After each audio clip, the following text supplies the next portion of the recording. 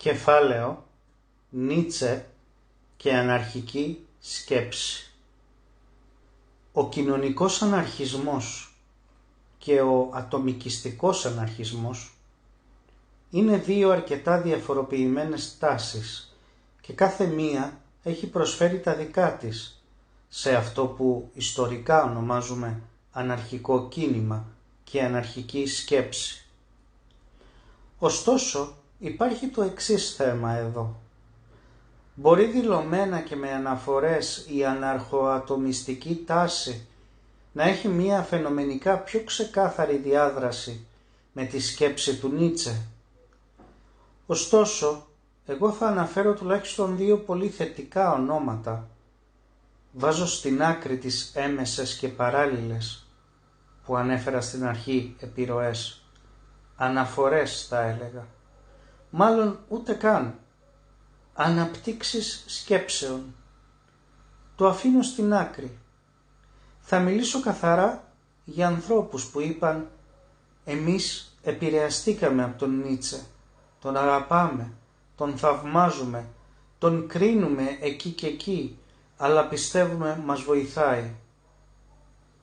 Λοιπόν, η μία ήταν η Goldman, ο άλλος ήταν ο Landauer. Μιλάμε για δύο πολύ επιφανείς αναρχικούς, οι οποίοι τάσσονταν αναφανδόν υπέρ του κοινωνικού αναρχισμού. Αν θα έπρεπε να το βάλουμε σε πολύ αδρά κουτάκια αυτό, ωστόσο χωρίς ποτέ να παραγνωρίζουμε την έννοια του χτισήματος ενός ατομικού εαυτού κατά Νίτσε, ακόμη και ο Μπούκτσιν, ο οποίος είναι κατεξοχήν του κοινωνικού αναρχισμού κτλ., χρησιμοποιεί πάρα πολύ τη μεταστοιχίωση των αξιών, ένα κλασικό έργο του Νίτσε, ως ανάγκη. Απλά δεν το προβάλλει σε άτομα τόσο, το προβάλλει σε συλλογικότητες. Εγώ λοιπόν θα έλεγα ότι μπορεί φαινομενικά, ίσως περισσότερο και για λόγους επικοινωνιακούς, με τα τσιτάτα και τα λοιπά, ατομιστές αναρχικοί να χρησιμοποιούν τον Νίτσε περισσότερο. Αλλά νομίζω ότι υπάρχει φανερά ένας ισοδύναμος επηρεασμός. Κεφάλαιο η νιτσεϊκή τριπλή μεταμόρφωση και ο αναρχισμός.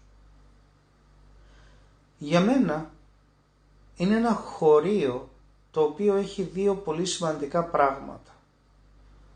Το πρώτο είναι το αισθητικό, δηλαδή το βρίσκω πάρα πολύ ποιητικό, καθαρά λογοτεχνικά. Αυτό συμβαίνει γενικά με τον Νίτσε. Θα κάνω εδώ μια παρένθεση. Όταν διαβάζεις κάτι και δεν καταλαβαίνεις τίποτα, τουλάχιστον πρέπει να έχεις την ευχαρίστηση ότι αυτό που διάβασες σε επίπεδο λέξεων, γραμματικού παιχνιδιού, αισθητικής, τουλάχιστον σε γέμισε. Αυτό με τον Νίτσε συμβαίνει, ακόμα και αν το διαβάσεις και δεν καταλάβεις, γιατί είναι αλληγορικός κτλ. Τουλάχιστον τελειώνεις το κείμενο με μια ευχαρίστηση ότι έχει μια ποιητική ορμή, μια ζωτικότητα φοβερή. Καταρχάς, λοιπόν, ήταν ένα χωρίο το οποίο μ' άρεσε πάρα πολύ. Ωστόσο, πιστεύω ότι κρύβει μια μεγάλη στάση ζωής και νομίζω ότι εάν υπάρχει ένα χωρίο το οποίο θα συνόψιζε όλη τη φιλοσοφία του Νίτσε, όσο αδύνατο και αν φαντάζει αυτό, γιατί έχει περάσει διάφορες φάσεις η φιλοσοφία του, θα διάλεγα αυτό το χωρίο. Δείχνει πάρα πολύ την περιπέτεια της ανθρώπινης φύσης, μια παθητικότητα η οποία χρησιμοποιεί τον μηδενισμό ως ένα σημαντικό όπλο στη φαρέτρα του, όταν εξεγείρεται. Δηλαδή, η Καμίλα είναι ακριβώς αυτό το «δεν μπορώ άλλο τα φορτία και γονατίζω και αγκομαχώ, αλλά δεν μιλάω». Λέω συνέχεια «ναι».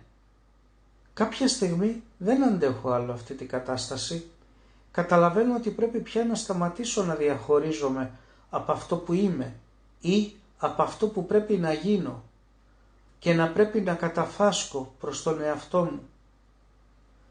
Αλλά πρέπει να κερδίσω ένα ζωτικό χώρο για να το κάνω αυτό. Δεν μπορώ να το κάνω αλλιώς. Πρέπει λοιπόν να γίνω ένα λιοντάρι. Και το λιοντάρι είναι εκεί μόνο και μόνο για να καταστρέψει. Να καταστρέψει τα δεσμά. Να πει ένα όχι προς αυτό που το καταδυναστεύει. Οπότε εκεί είναι ο μηδενισμός πια. Συνήθως το λάθος είναι ότι όσοι μελετάνε τον Νίτσε σταματάνε εκεί και σου λένε ο Νίτσε, ο μηδενιστής κτλ. Τεράστιο λάθος. Μεγάλος εχθρός του μηδενισμού ο Νίτσε. Τεράστιος εχθρός του μηδενισμού. Αλλά καταλάβαινε τι εστί μηδενισμός και πόσο σημαντικό όπλο είναι. Έρχεται λοιπόν η ώρα που το λιοντάρι δημιουργεί αυτό τον ζωτικό χώρο, τον αέρα, το οξυγόνο, αλλά δεν είναι ικανό πια. Πρέπει να δημιουργήσει μέσα εκεί, να γίνει αυτή η μεταστοιχίωση των αξιών. Και εκεί πια έρχεται το παιδί, με όλη του την αθωότητα, με όλο του το παιχνίδι και δημιουργεί σε αυτόν τον χώρο που το λιοντάρι γκρέμισε αφού του τον παρέλαβε από μια βαριγκομούσα καμήλα. Έρχεται για να δημιουργήσει νέες αξίες, τις δικές του αξίες. Άρα δεν μιλάμε πια για μηδενισμό. Μιλάμε για αξίες ξεκάθαρα, αλλά για αξίες καινούριες. Οπότε για μένα είναι ένα χωρίο που συνοψίζει σε έναν όσο δυνατόν μεγαλύτερο βαθμό την νιτσεϊκή φιλοσοφία, μόνο τον αισθητικό πλούτο που έχει η νιτσεϊκή γραφή. Θα έλεγα ότι η αναρχία έχει λίγο μία αφήγηση τέτοιου τύπου. Δηλαδή, σκεπτόμενοι γιατί μιλάει η αναρχική θεώρηση, είτε αυτό το ονομάζεις προλεταριάτο, είτε εκμεταλλευόμενους, παρένθεση, όπως και αν ονομάζεις τις μάζες αυτών των ανθρώπων οι οποίες ποδηγετούνται, ελέγχονται κτλ. Παρένθεση. Είναι καμήλες οι οποίες κάποια στιγμή πραγματικά εξεγείρονται.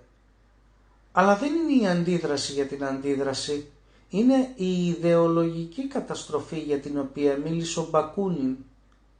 Δηλαδή κάτι χρειάζεται και μετά. Και μετά έρχεται το παιδί από το λιοντάρι. Πολλές φορές θα έλεγα αυτό συμβαίνει και παράλληλα. Ακόμα και η καμήλα μπορεί να μπαίνει από την πίσω πόρτα κάθε φορά. Ωστόσο θα έλεγα ότι το λιοντάρι με το παιδί στην αναρχική πρακτική πολλές φορές συνυπάρχουν. Καταστρέφεις δηλαδή και δημιουργείς ταυτόχρονα. Οπότε για μένα περιγράφει σε πολύ μεγάλο βαθμό τον τρόπο σκέψης και την κοσμοθεωρία του αναρχισμού.